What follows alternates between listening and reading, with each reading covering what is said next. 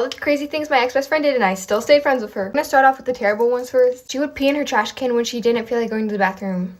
And mind you, a bathroom was right next to her room. And mind you, the only reason I knew this was because I could deadass smell it. This one's very gross, so keep in mind, be prepared. She would practice kissing her dog.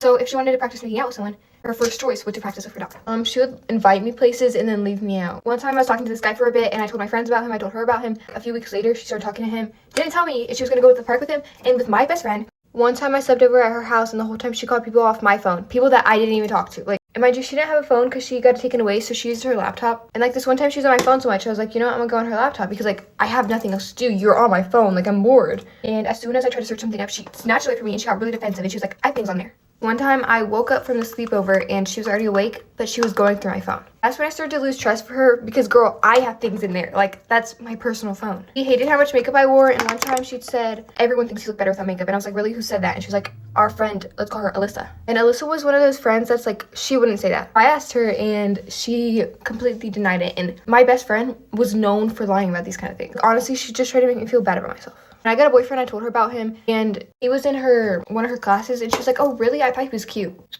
So they began talking every day in class, like things like that. And mind you, I wasn't close at all with him. I was so awkward with him. We were dating, but we weren't really in a couple. Like it was like a middle school relationship kind of. Honestly, I didn't really care though because it's my friend I trust. And she started talking to his best friend. They would just call every day. They would be in group chats without me. But it got to a point where it was like, I can't even talk to him. Like we're not close at all because he's just talking to her for information about me that he should be asking me. He was asking her. And talking class every day. Mind you, we didn't even talk that much. So it got to a point where I finally told him to cut her off. And they did. And that's when I also started losing trust for her and cutting her off. Anyways, that's it. If you made it to the end, comment 6-7.